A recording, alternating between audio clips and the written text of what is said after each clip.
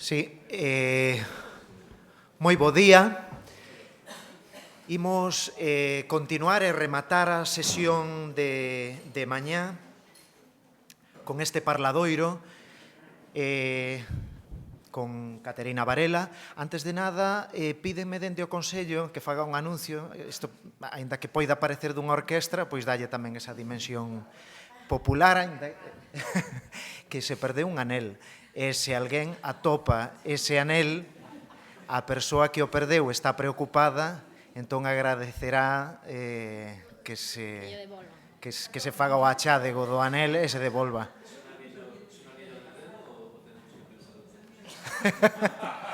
Podemos pensar calquera cousa. Anel, en todo caso. Ben, pois esta mesa na que falaremos de mediación e doutra pola moi importante, dunha parte moi importante que é fundamental, diría eu, e o público leva por título Operacións máis aló da exhibición para conformar un ecosistema sustentable da danza. E para iso vou falar con Caterina Varela, que combina o activismo cultural coa súa parte como creadora. Ela está formada en danza, artes gráficas e visuais. Ten unha compañía que codirixe con Alexis Fernández, unha compañía, La Macana, que ten 10 anos de existencia. É un espectáculo que está xirando agora mesmo por diferentes circuitos, principalmente internacionais, que é Pink Unicorns. Ademais diso, pois Caterina adícase a distintas tarefas que van máis aló da produción de espectáculos, da dirección de espectáculos, como dicía, do activismo cultural. É codirectora do proxecto de programación expandida de TRC Danza, que dende o ano 2014 se desenvolve na cidade da Coruña, no Teatro Rosalía de Castro. Tamén forma parte do colectivo RPM, composto por artistas cunha ampla traxectoria na creación contemporánea de Galicia, das artes visuais ou das artes do movemento ou da danza, como lle queiramos chamar. É un programa aberto, en movimento, en transformación, no que se están aínda agora mesmo a incorporar espazos dentro da xeografía galega, espazos de residencia artística. Dende o ano 2019 tamén é a coordinadora Caterina a través dese colectivo, do colectivo RPM, da aula de danza da Universidade da Coruña. Bueno, pois este é unha mesa que eu creo que de xeito consciente, seguramente foi pensado así, ao final da mañá, para recoller moitas das cuestións que se foron presentando e poñendo en riba da mesa.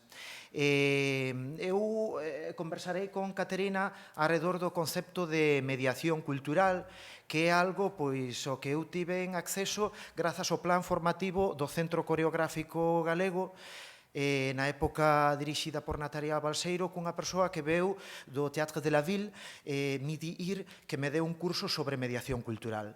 Para min, naquela miña etapa de formación universitaria, foi fulcral, porque me abriu un pensamento arredor deste concepto que está no título da mesa, que é o ecosistema cultural. E nesto quero poñelo en relación co que lanzaba Ania sobre os dereitos cara á cidadanía, o dereito de acceso á cultura escénica diversa, a produción teatral circense, a produción teatral a produción das artes do movemento, a creación, máis que a produción, a creación dos monicreques e tamén a todas esas linguaxes híbridas que cada vez máis nos ensanchan a mirada e nos fan cuestionarnos sobre distintos prexuízos prexuizos ou distintos preconceptos que a sociedade en xeral e tamén os teatros de maneira particular pois teñen, por exemplo, cando etiquetan ou cando fan ciclos ou cando fan programacións específicas. Para iso, eu considero que é fundamental non soamente as actividades pedagóxicas, senón as actividades de mediación, que van moito máis alá do pedagóxico, aínda que o pedagóxico é fundamental. En ese sentido, pois, bueno, quería comezar cunha cita, neste mundo moderno, unha cita das redes sociais. Pero unha cita que me pareceu moi pertinente e moi acaída que publicou unha persoa a raíz da presentación nos teatros del Canal do último espectáculo de Frank Castorf, director da Volksbühne de Berlín, e que presentou a súa última peza nos teatros del Canal, Bajacek. Creou moita controversia este espectáculo e eu quero falar desta cita non en relación co espectáculo, senón o que a recepción provocou nunha cidade como Madrid, que ten unha certa diversidade, traxectoria de presentación de espectáculos de distintos formatos, de distintos estilos e con distintas actividades de mediación máis ou menos exitosas. A persoa que recolleu toda esta controversia na recepción deste espectáculo poñía nas súas redes sociais unha cita de Antonin Artaud. E con isto, Caterina, gustaríame comezar.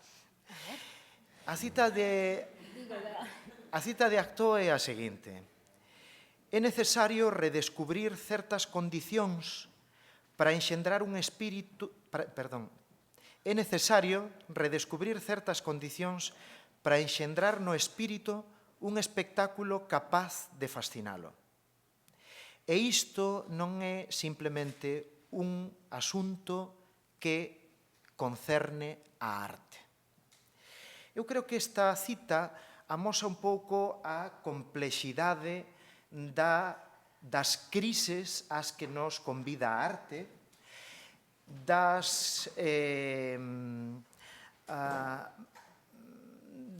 certa permeabilidade dos discursos contemporáneos, da convivencia do contemporáneo co tradicional, en certa maneira de producir unha sociedade aberta e con capacidade para entender que na creación haberá momentos en que poderemos asir espectáculos en base a unha bagaxe de pensamento, de coñecemento, de experiencia vital, e outras veces haberá espectáculos que ao mellor non teñamos as ferramentas plenamente desenvoltas para poder gozalo na súa intensidade. Que pensas ti en relación a isto, en relación á recepción dos espectáculos, ao papel que debe xogar as institucións educativas, as institucións teatrais, tamén os propios artistas, en man común para garantir unha certa lexitimación e unha certa receptividade, sen que isto supoña que os espectáculos nos poidan provocar crises, enfados, sair do teatro, e que sair do teatro non sexa algo negativo, que o público abandone non sexa algo negativo, senón que sexa unha experiencia constructiva. Bueno, voy a hablar en castellano hoy. Bueno, empezar para mí diciendo que lo polémico, bienvenido lo polémico, ¿no? Quiero decir, y salir de crisis, o sea, no entender salir del teatro, o sea, no entender salir en crisis del teatro como algo negativo. O sea, a mí me parece salir en crisis, en general, la crisis me parece algo bueno, ¿no? Y más que estamos aquí en el ámbito de lo dramático y tal, el conflicto nos viene muy bien para desarrollar o fundamentaciones sobre cosas o para pensar en ese sentido. Entonces, llevamos hablando toda la mañana, ¿no? O sea, creo que la cuestión es epidémica en muchos frentes, ¿no? Quiero decir, podríamos suponer que esa persona que sale, tú dices en crisis, pero te refieres a alguien que viene en crisis y ya nunca más va a volver al teatro, alguien que se va en crisis a su casa, lo piensa y vuelve.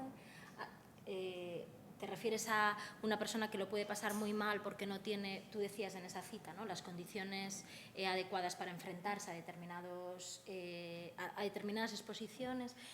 O sea, creo que el problema aquí viene en muchos frentes, ya llevamos por la mañana hablando unos cuantos y nos quedan por la tarde otros tantos, y en realidad hace que sí que haya un conflicto que no esté normalizado, evidentemente, en la creación artística en nuestras vidas, en la vida de mis padres, en la vida de mis amigos, no está normalizado, y eso sí que hace que se cree efectivamente un acceso un poco dificultoso, ¿no?, a la oferta, y no me gusta nada esta palabra, pero la oferta cultural que puede haber en cualquier lugar. Hablamos de mediación, si quieres, pero yo también hablaría como de gestión creativa, y puede que estemos hablando incluso de lo mismo, ¿no? Porque creo que la mediación no es tanto un ejercicio que se haga solo desde el perfil de mediador, sino la capacidad mediadora ha de darse en todas las, digamos, frentes de, digamos, la constelación de la política cultural, ¿no? Con esto quiero decir que efectivamente Ani antes comentaba algo en relación a la conectividad, ¿no?, cuando estabas buscando qué palabra es la que faltaría, ¿no?, para realmente relacionar todas estas intenciones, voluntades que existen y capacidades y potencias, y creo que es una capacidad de mediación, ¿no? Entonces, para mí la mediación sí que tiene que entenderse más como algo que tú, seas coreógrafo, gestor ejecutivo, gestora artística, lo que sea, que tú incorpores, digamos, en tu manera de trabajar. Y esto tiene que ver con tu capacidad relacional, ¿sabes?, de relacionar cosas que tienes ahí y de manera creativa también entender dónde puede haber un nexo, dónde puede haber una conexión. Eso creo que falta un pouco. Non sei se entiendes lo que comento. Sí, tamén ao longo da mañá se falaba de que ás veces de o discurso político se di non vou fomentar esta liña creativa ou non vou fomentar este ámbito porque non hai un interese social. Como se xera ese interese social? Jacques Rancière, por exemplo, fala de empoderamento do discurso crítico ou emancipación intelectual.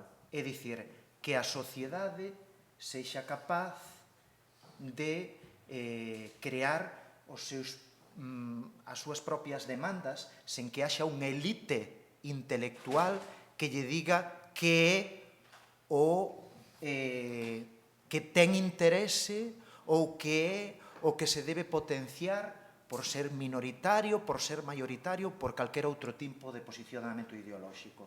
Ti crees que este concepto debe ser importante na profesión dos directores artísticos, programadores ou como lle queiramos chamar, este concepto de fomentar o empoderamento do discurso crítico da sociedade? Home, por suposto, quero dicir, o sea, calquer directora de centro dedicado ao arte, quero dicir, como primeira liña terá eso, non? O sea, desenvolver pensamento crítico no seu contexto, sexa o que sexa, profesional, social ou o que sexa, claro, penso que sí. Ahora, os modos non sei como se fan, quero dicir, o sea, ou non hai, digamos, un librillo para saber como chegamos aí. O que pasa se a sociedade, quero dicir, se a sociedade non se atopa, e levamos xa tempo falando, se a sociedade non se atopa coa creación nos teatros ou na súa vida diaria, evidentemente non é posible, non, desenvolver esta clase de pensamento crítico, pero claro, é evidente, non? O sea que, por suposto, sería a miña resposta. Se te entendo, porque igual non te estou entendendo. Sí, bueno, refírome a se crees que hai que deseñalos tendo en conta o contexto, cada contexto vai condicionar un pouco a realidade de actividades de mediación que poida desenvolver cada teatro, non? Ahora estamos falando de teatros. Vale, o sea, en teatros, o sea, evidentemente, o sea, os teatros en Galiza, en España tamén, salvo algúns casos, o sea, funcionan con unha lógica solamente da capa de exhibición, non? O sea, aquí están. Eu non sei o que pode gastar o Teatro Principal de Santiago en exhibición, pero penso que é bastante, non? Sin embargo, non hai, correxídeme se me equivoco, digamos, un proxecto integral de teatro que vaya máis alá da exhibición. Eu penso que aí hai un problema, o sea, hai un investimento en exhibición e non hai en outras capas dun teatro vivo ou expandido, chamémoslle como que iramos, pero xa nunca máis un teatro que abre e pecha pano para cando chega a xente o xoves, venres e sábado pola noite. Eso non ten sentido, non? O sea, pero non o digo, o sea, o día a trayectoria, digamos, de outros países, as trayectorias que temos veciñas en Porto, por exemplo, que traíamos outro día conversando ti máis eu, quero dicir, é algo que os teatros adicados simplemente á exhibición non funcionan porque, quero dicir, se están olvidando, digamos, de todo o que tes que facer. O contexto como se crea, non sei, pero o primeiro que poderíades pensar, digo, como directores e directoras dos teatros, é contar coa comunidade artística local que tes, o sea, non tanto para chamalo cada 2 ou 3 anos a ver se ven e presenta o seu último espectáculo, senón para que diseñe contigo o que se supón, o sea, que diseñe contigo o teu programa. E aquí penso que hai dúas cousas. Unha, o carácter de especialista non o ten todo o mundo. Un director de teatro, e tal e como funciona o mecanismo para que os directores e directoras de teatro cheguen a eses postos, polo menos aquí en Galicia, non funciona porque sean especialistas per se do mundo artístico, moito menos da creación contemporánea, xa non che digo da danza, non? Entón, en realidade, aí están dirixindo persoas seguramente con dotes en moitas tantas outras cousas, pero non son directores artísticos, non teñen na maior parte dos casos, digamos, bagaxe no noso sector e, polo tanto, non poden diseñar con profundidade plans realmente de relación. Que é o que sí que poden facer? Asesorarse. Que é o que sí que poden facer? Estar en diálogo cos artistas que teñen cerca ou lonxe, non? Quero dicir, aí hai, penso, como moito medo, en xeral, aquí falamos de teatros, pero podemos falar tamén das institucións públicas galegas, da Xunta de Galicia, do Agadic. Quero dicir, penso que hai moito medo a contar cos que realmente sabemos das cousas. Perdón, eu non sei de música, de verdad, non sei. Non sei de teatro, igual sei algo, pero do que sí que sabemos é de danza. Por que? O decía, non sei que, porque levamos desde os 5 anos bailando, non? Entón, quero dicir, e non solamente eso, senón que levamos en contacto tamén con toda unha contemporaneidade de pensamento, poñendo en cuestión os nosos modos de facer con outras tantas disciplinas, e, sen embargo, hai como un medo atroz, non sei exactamente por qué, a contar, digamos, co carácter máis especialista de tantas traballadoras culturais que hai neste país que estarían levantando todo o que dixemos dende fai tempo, non? Tamén, conversando outro día, para preparar esta conversa, falábamos que ás veces as actividades de mediación, e agora hai moitos teatros das redes, da Rede Galega de Teatros e Auditorios, tamén da rede estatal, que parece que xa cumpren co feito de poñer unha conversa posfunción. Iso xa é unha actividade de mediación. Unha conversa posfunción e xa está, non? Ti crees que isto realmente vai favorecer que se atenda esa cidade, ese contexto en particular, con esta uniformidade de actividades que é un encontro posfunción, que xa é algo bastante bello, non? Estas escolas do espectador ou esos encontros posfunción, a mí soame algo bastante antigo.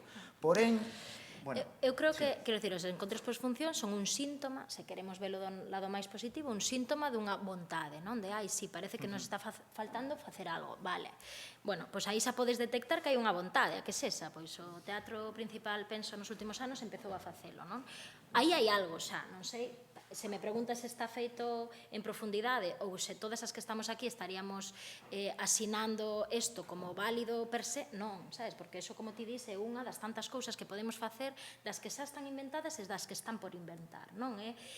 Por suposto que un proxecto de mediación ten que ser singular ao contexto e ao teatro en cuestión, quero dicir, non son replicables. Moitas das iniciativas e das experiencias e dos exercicios de relación coa sociedade podes poñelos en marcha en distintos lugares, por suposto, quero dicir, xa hai un coñecemento pasado que podes digamos, achegarte a él, pero sen dúbida ten que ser un deseño propio, non? Un deseño que non é ríxido, un deseño que permite permeabilidade, que permite tamén reformulación e transformación.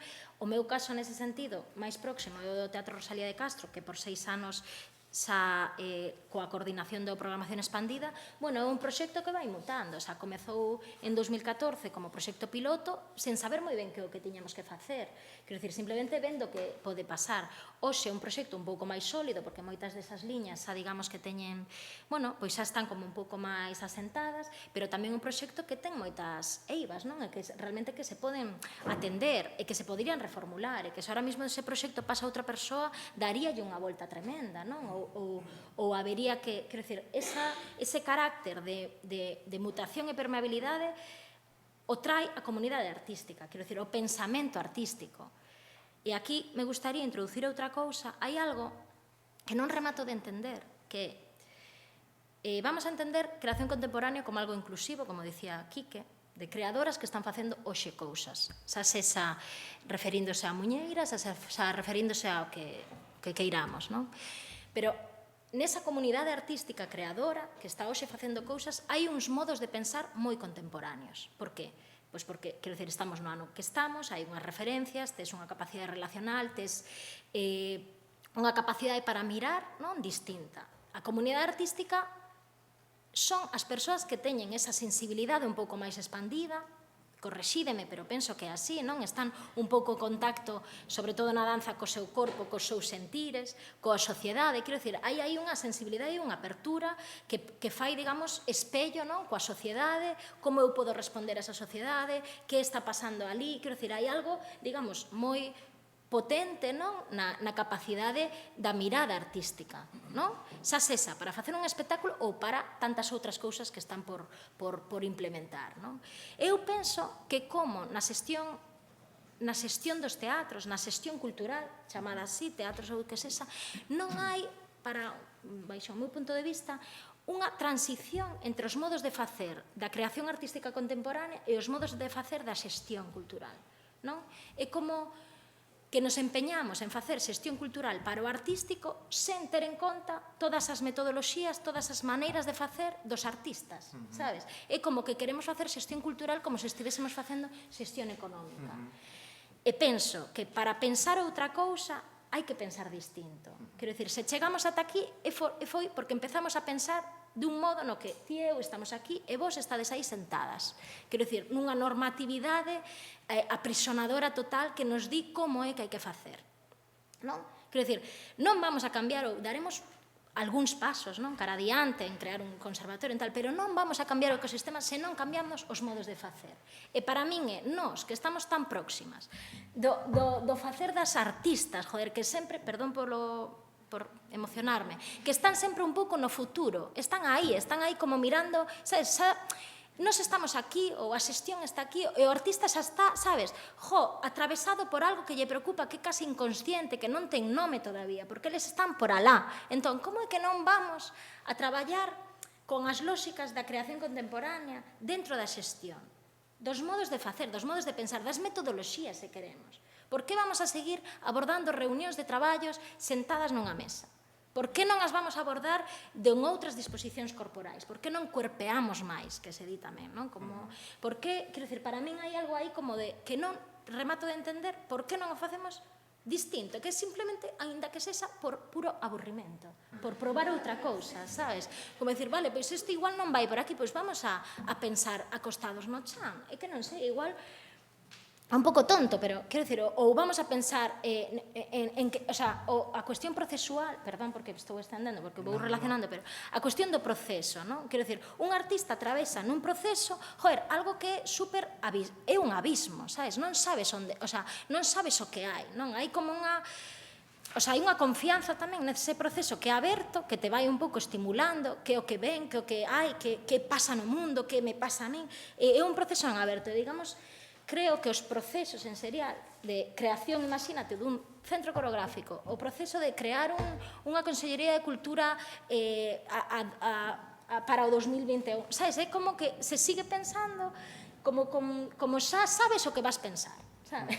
É un pouco así, é como, joder. É moi interesante esta cuestión que lanzas, e eu quería enlazala pois coa necesidade de que as institucións culturais se cuestionen cousas en relación coa súa veciñanza. Neste sentido, eu traio aquí dous programas, non? Que temos moi cerca. Un é o programa Paralelo, un programa de aproximación ás artes performativas do Teatro Rivoli do Porto, que dirixe Tiago Guedes, e o outro é o programa de mediación do Teatro Nacional San Xoán, é un dos dous teatros nacionais de Portugal. Garda moita relación co que dis, Caterina, porque o programa Paralelo é un programa para facer chegar a diversidade das artes do movemento non dende os temas, senón dende as formas. Nese sentido, a Quensimento Paralelo é unha das actividades que ten o Rivoli para coñecer a metodoloxía do artista dende o palco. É dicir, poñer a todas as persoas usuarias do teatro a xogar coa metodoloxía de Dimitris Papaionou, de Sacha Valls, de Jan Fabre ou de calquera artista das artes do movemento que visite o seu teatro. Poñer a xogar en convivencia o alumnado da universidade na que participa o Rivoli e do seu mestrado de artes do movemento, pero tamén a xente máis leiga no tema. Ti crees que ás veces hai que facer estas cuestións que superen un pouco os departamentos estancos e realmente se cuestionen cousas para a convivencia nos teatros de distinto tipo de públicos e distintos intereses? Crees que poden convivir de xeito armónico?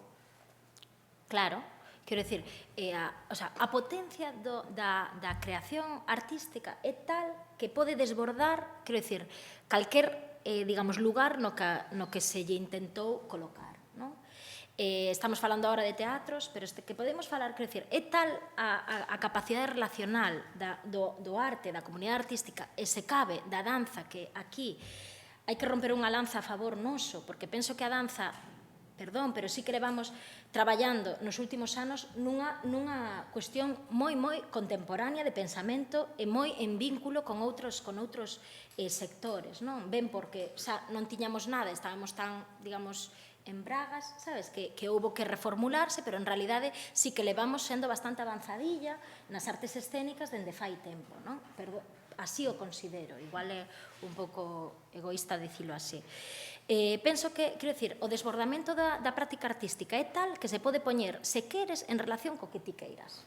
Quero dicir, cos públicos, cas familias, cas escolas, por suposto, cas persoas afines á danza, cas persoas coa universidade, pero non, tamén con calquer tipo de profesión. Hai exemplos que existen, non? De como o pensamento artístico, e volvo aquí, porque creo de verdad que é a clave, como o pensamento artístico se introduce tamén, como noutras esferas, pois hai unha potencia, digamos, brutal, non? Porque ao final o arte ou a práctica artística o que te dá é a capacidade para pensar mellor, non? O sea, produces estética, pero pensas mellor.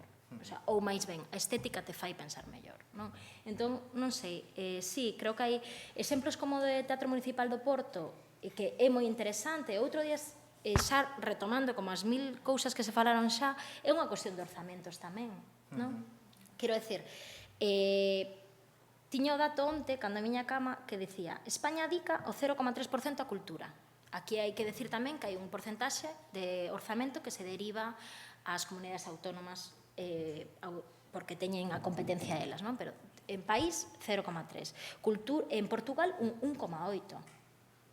Dinamarca un 3, algo, Francia un 2,5. Quero dicir, Portugal, o noso país que está aquí, quero dicir, adica a cultura un montón en comparación con nós. Isto que o que fai?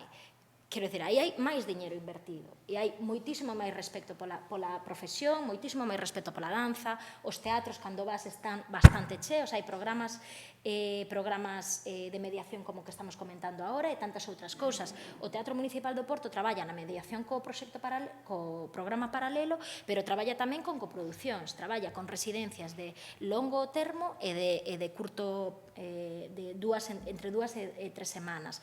Traballa con residencias cruzadas, con Chile, con Bélxica, con Francia. Quero dicir, traballa nunha esfera, para mí, moi europea, que en Galicia e case se me...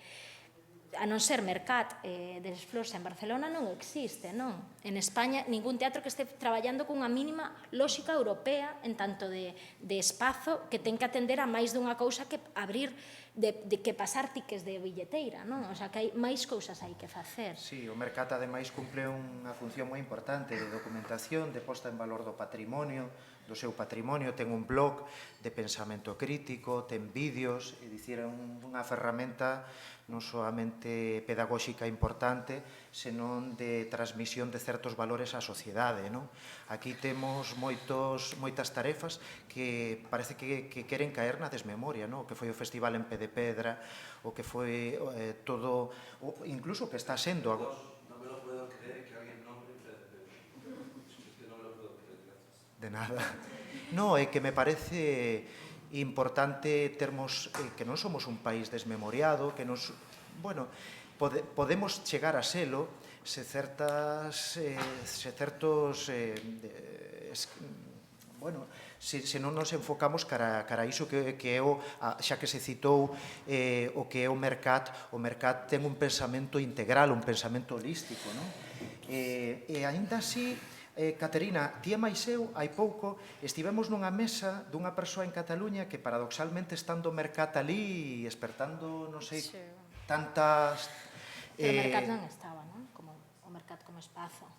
Sí, pero quero dicir, unha persoa moi destacada das artes escénicas catalanas, pois nun encontro que estivemos ti e máis eu, pois lanzou unha idea e a min chamou moito a atención que aínda pois se siga a pensar que o éxito ou o fracaso do que vemos en riba dun escenario depende exclusivamente do artista.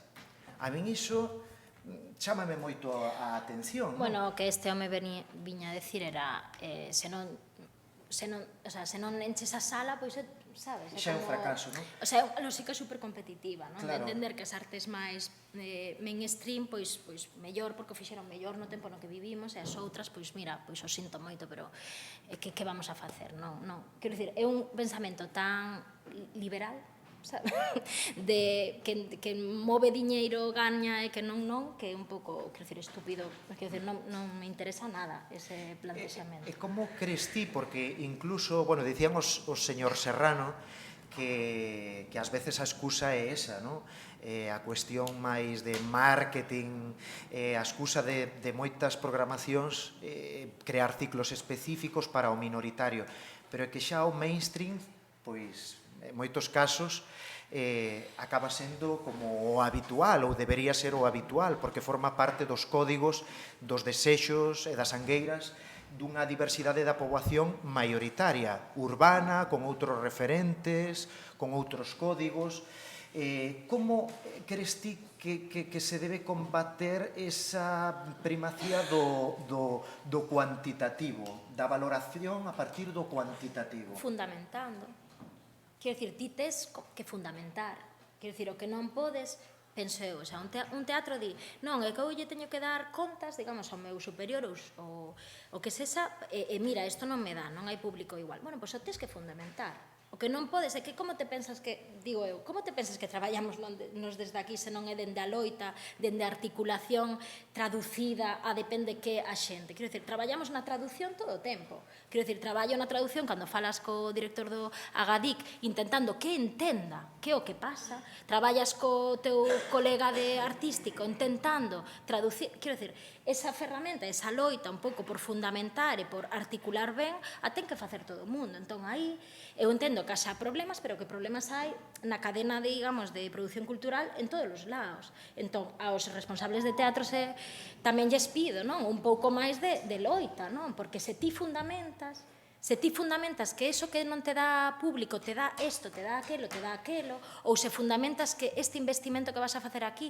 ou, quero dicir, o que non podes, o que moitas veces hai é como unha vagancia de decir non, é que outro, bueno, que ti tamén, como responsable, tes que levantar adiante as cousas, non? E aí as directoras e directores de teatro penso que se teñen tamén que facer unha autocrítica, aínda que saibamos todas que viven tamén cunha precariedade de equipos de funcionamento nos teatros que non fai posible moitas veces desenvolver proxectos, pero hai outra maneira, e hai outras, digamos, ferramentas contractuais, digamos, para poder realizar eso. Eu estou traballando nun proxecto de mediación do Teatro Rosalía de Castro, porque hai unha vontade dun director que entende que esa é unha pata fundamental do seu proxecto de danza, e aí estou, pois, quero dicir, tamén é unha cuestión de compromiso, non? Entón, bueno, eu non me... É que non, é que... Quero dicir, xa a práctica de fundamentar te di que a premisa de non hai pública pode rebatir moi facilmente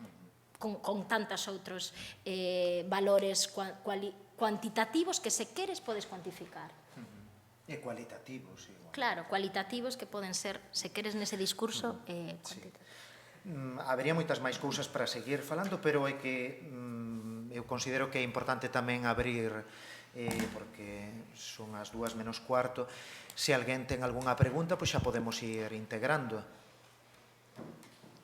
Balta. Sí, para perdonar que este sobre Euforia, de forma sorprendente, que me sabe productor. Y es muy interesante todo lo que estáis hablando, ¿no? Y para mí, de alguna forma, está relacionado también con cómo se maneja o cómo se debería de diferenciar, ¿no?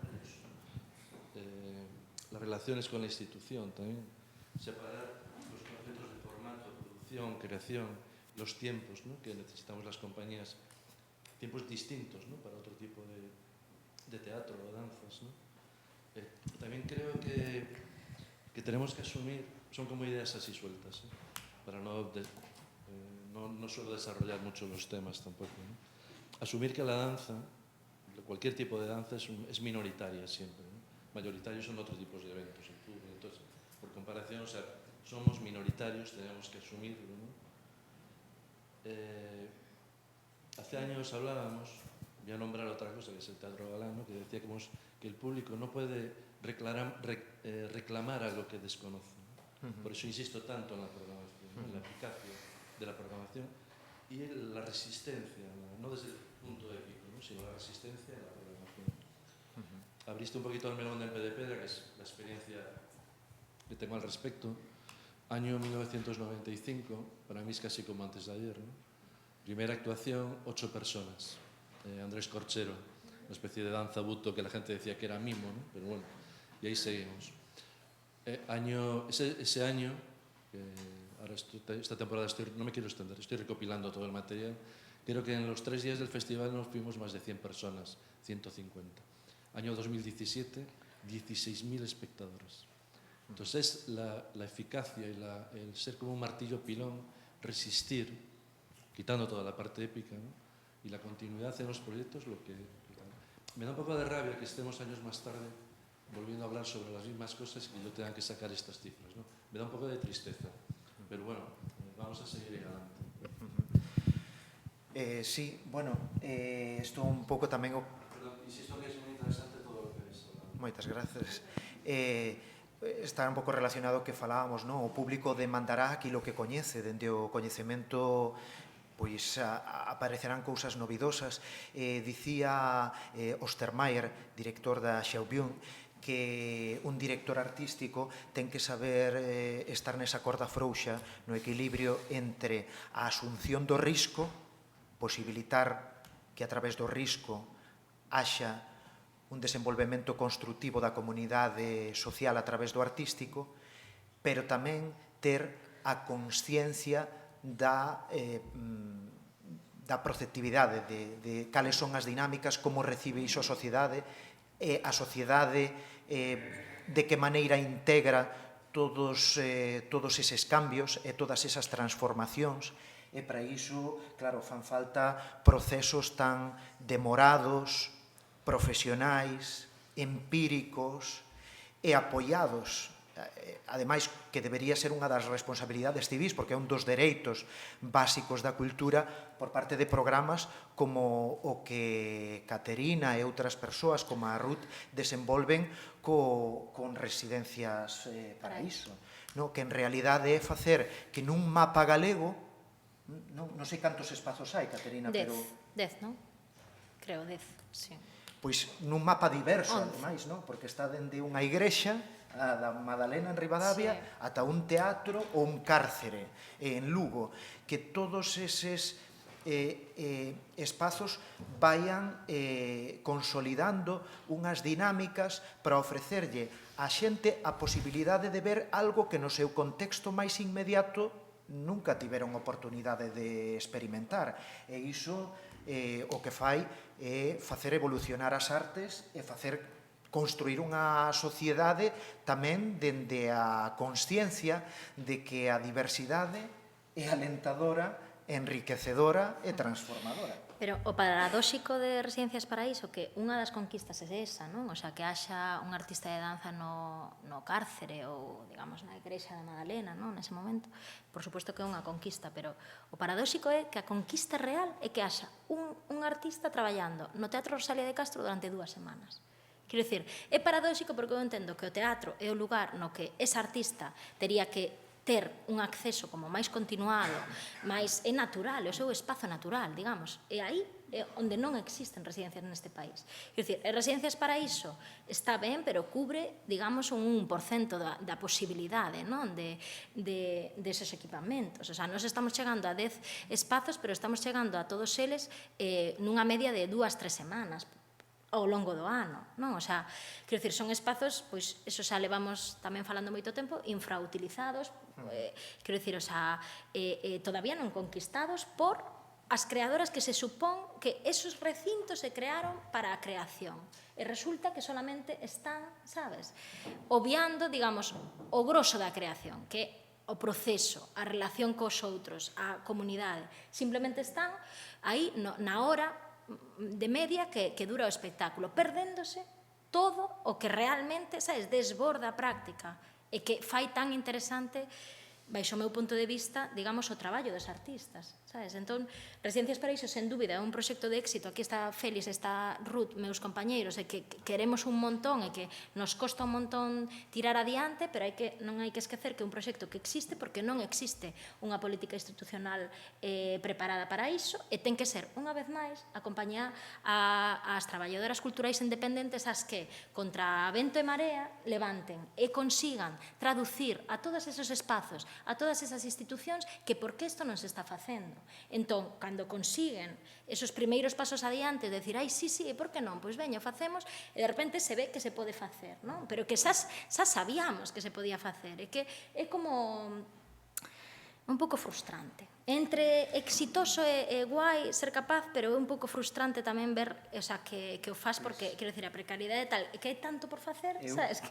Que como, bueno... Eu vexolle, entendo que pode ser frustrante, pero tamén alentador, no sentido en que conxuga dúas cousas que se dixeron pola mañá. Unha que dicía Manuel Vieites, unha anomalía en Europa, e outra que dicía Paulo, director do Teatro Rosalía de Castro, que a realidade dos programadores en Galicia é tan diversa e tan complexa que quen son ou quen somos nós para dicirlle o programador de Xinzo de Limia que ten que facer iso que ao mellor descoñecemos cal é a súa problemática. Entón, perdón, é que non o decimos, non, o di a lei. É que a lei di que ten que haber unha programación plural. Entón, é que non é que, perdón, que digamos o sector. Rematar a argumentación. Perdón, sí, perdón. A argumentación sería conxugando esas dúas posturas, non? Conxugando esas dúas posturas, o programa Residencias Paraíso o que nos está facendo é estamos visibilizando os primeiros pasos do que pode ser unha acción transformadora de algo máis alá da programación, do que pode ser o traballo nos teatros dende as dinámicas da asunción dos direitos da diversidade creativa e da diversidade de acceso de todos os públicos aos teatros. Tendo en conta as problemáticas diversas deste país noso tan espallado e con teatros que teñen problemáticas tan diferentes, dende cuestións técnicas, económicas, ata políticas, non? Pero a realidade é que todos eles están baixo un mesmo marco legislativo, como ti moi ben dís, e tamén todos dende a posibilidade de ser comparados con aqueles países máis avanzados nese ámbito. Para unha mesa na que ti tamén estiveches, que fixemos a miña compañeira Sabela Mendoza e eu en xuño, na Galicia Escena Pro, se recolleron así como unha serie de textos, non? En relación sobre unha escena, o sea, a carencia dunha escena plural aquí en Galiza, non? E distintas visións, dende o propio Juancho que está aquí que escribiu ou a Sabela, eu. E hai por exemplo, de Javier Martín que incide especialmente nesta cuestión da norma, sabes? Que nos entendemos, quero dicir, que non atender a danza e non estar atendendo ben ao que tes que facer como teatro. Quero dicir, que é algo que tú non podes obviar. Ti non podes obviar unha disciplina porque non che dá público. Ti non podes obvialo. Porque, quero dicir, é unha que forma parte das artes escénicas e ti a tes que atender. En maior ou menor medida, con maior ou menor éxito, pero a tes que atender. Quero dicir, é que xa non vale, non atendo porque non quero, que non decides ti entendes? Quero dicir, é algo que te debes, digamos, xa dende a propia Constitución española, o que te debes é a facilitar o acceso á cultura, a unha cultura plural e diversa, e que non podes programar todo o día Shakespeare. Quero dicir, é que aínda que te encante Shakespeare non o podes facer, porque estás negando, digamos, tantas outras cousas que se están facendo. O mellor tampouco é que encante, senón que a dinámica xera a ese tipo de inercia, non? Creo que había pedidas intervención. Sí, claro.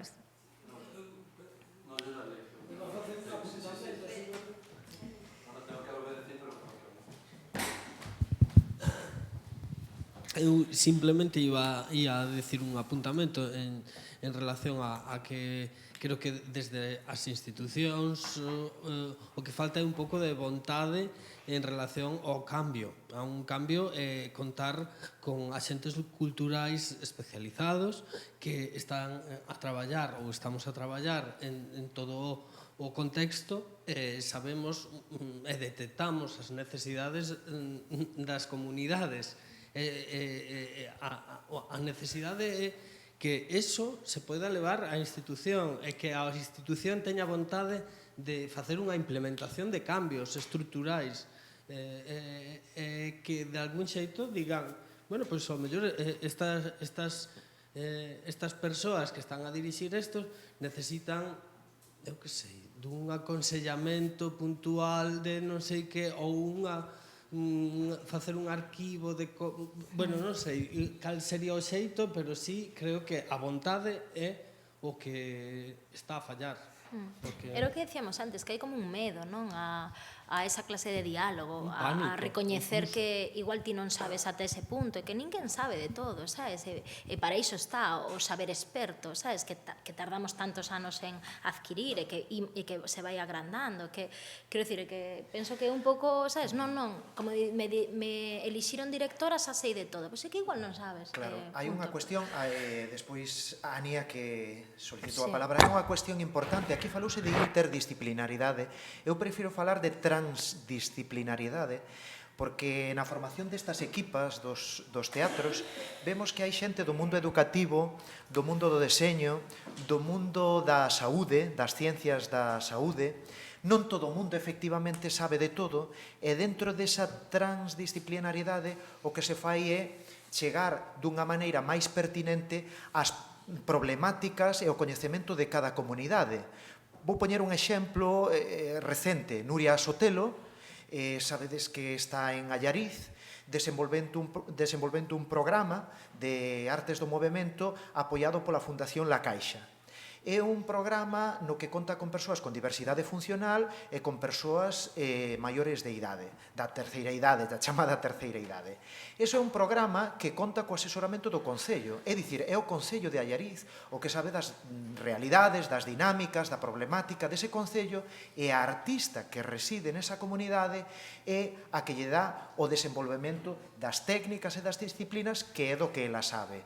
Pero aí hai un desenvolvemento transdisciplinar, porque hai persoas da intervención social, do traballo social, hai persoas do mundo artístico, e a min eu creo que isto me parece fundamental. En estes programas, por exemplo, que antes falamos, pois está recollido. Cada vez máis os teatros están abertos á presenza de persoas de distintos ámbitos profesionais. Ane. Moi breve, dar as gracias por a fantástica charliña que nos calmou nos axudou a resituar toda a información da mañá. A min hai unha cousa que me está a pasar esta mañá que tendo acceso a moitas disciplinas diferentes ou áreas, ou arte contemporánea e demais, dende un traballo de fondo e de investigación, xustamente nas 3 mesas da mañá saíron cousa que non acontece moi, perdoade que volva a traer a perspectiva xurídica, non acontece moi frecuentemente que saíron os puntos que, insisto, a observación do Comité das Nacións Unidas, que é a Observación Xeral 21, que interpreta o artigo 15 do Pacto Internacional dos Dereitos Económicos, Sociais e Culturais, que é o que se refire ao acceso á cultura, interpreta como os elementos propios do dereito á cultura, que é un dereito universal, humano, universal, no sentido de que é aquelo que fai que se desenvolva a personalidade humana como que eu a min o humano cada vez interesame menos, pero bueno, que esas notas moi de fondo e saíron hoxe en diferentes intervencións e dende diferentes posicións. E cando Caterina facía esta reflexión fundamental de que por qué, non, dicías, o pensamento artístico, que o definiches a verdad tremenda, moi ben, de forma moi clara, e axudábame a ver a túa reflexión que eu creo, como dicía Félix agora, que falta vontade, sempre nos damos un pouco contra ese muro, non? Bueno, é a vontade, é que creo que o que falta é democracia. É dicir, vontade política hai, o caso é se a vontade que está a representar determinada formación ou coalición ou o que sexa é suficientemente democrática. Preguntábase Nietzsche, perdoade que o rollo paternalista patriarcal, pero que dicía, os nosos modos de vida son suficientemente estéticos, no sentido de plásticos, abertos, transmutables, non? Entón, son suficientemente democráticas as nosas institucións culturais. Entón, cando ti te atopas cunha falta de vontade de desenvolver ou de dotar con recursos cumprindo as túas obrigas competenciais programas deste tipo, é que hai un déficit de democracia nese sentido, non? Perdón, fala, despois eu. Bueno, sí, totalmente de acordo, pero eu engadiría tamén, ademais de democracia, empatía. Empatía coa diversidade de espectadores, persoas espectadoras implícitas, explícitas e persoas espectadoras latentes. Aquelas persoas que non se sinten representadas polo que poñámonos nun modo absolutamente financeiro, pero aquelas persoas que non se sinten representadas polo que os impostos están investindo nos seus teatros públicos. Eu nada, cando falabas, Ania, ahora, que estabas citando, que estábamos como citando moito tamén a norma, non, e tal, e antes penso que era Manuel o que preguntaba, o que dicía, non, que igual había unha forza sindical menor no noso caso. Perdón, porque me quedei con esa reflexión na cabeza e igual ven agora o punto de dicir que, o sea, que non é certo, non? O sea, que como dicía Ania, quero dicir, o pasado sindical o sea, da danza en Galiza é moi forte e moi loitador. Quero dicir, aí no pasado estivemos con Danesga, que era a Asociación de Profesionais da Danza en Galicia, facendo, o sea, un traballo inxente por intentar chegar a algún tipo de de diálogo cos directores que foron pasando. Lembremos que antes de Jacobo Sutil estivo o que estivo, non? Fasero. Quer dicir, que non foi traballo menor. Isto hai que dicilo, sabes? Foi moitísimo traballo realmente de moitísimo sindicalismo, non? E de moitísimo traballo. E outro día, falando tamén na plataforma Afectadas polo Centro Coreográfico Galego, que existe e que reúne a 160 e tantos profesionais da danza aquí en Galiza, salía unha idea, non, que decíamos, é que fai 10 anos, aínda que estábamos, digamos, con esa, digamos, loita aí, nos pillou un pouco xoves, sabes? No sentido de que, bueno, pois non había todavía un pasado da danza, digamos, estructurado detrás de nós, había, por suposto, hai creadoras que se estaban facendo cousas no país, non? Pero digamos que non había un tecido, digamos, construído de danza aí que transmitise tamén a lógica tamén da loita institucional. Entón, fai 10 anos nos chegábamos un pouco desnudas, igual, a falar, non? Dos nosos dereitos en esa clase de empates. Que pasa? Que o teatro xa viña con isto moito máis aprendido dende fai tempo. Por iso hoxe, quero dicir, a forza un pouco sindical do teatro vese máis, tamén polo que di Ania, de que está un pouco subordinada a danza, é unha cuestión de poder, pero hoxe, isto sí que o rescato como algo realmente inspirador, é que sí que hoxe estamos logrando articular un discurso sectorial de persoas que nos dedicamos á danza en distintos ámbitos cunha asesoría xurídica ao lado, non? Cunha visión que non ven directamente do noso, senón que nos axuda directamente a ver e articular o diálogo xurídico, que tamén é un diálogo e que hai que empezar a activar en serio cos distintas institucións, non? Eso sí que era algo que me quedaba así como na cabeza, que penso que vai en relación ao que ti decías da transdisciplinariedade, e tamén vai por aí, incluso na loita sindical vai por aí, non? E incluso tamén nos digamos, retos que temos por diante, temos tamén que activar esa clase de diálogo xurídico e tantos outros, non? Que hai que empezar a abordar. Bueno, nos queda todo o día todavía, perdón, igual hai alguén que quera falar, pero creo que son cuestións e reflexións que salen agora, que sairán pola tarde, que veñen de cousas de pola mañán, que digamos que vamos a estar aquí todo o día, máis ou menos, non? Pois seguindo debatindo das cousas. Sí. Se cadra debemos pechar xa Por eso, con sí. isto, e moitas grazas pola vosa atención e por compartir tamén. Gracias.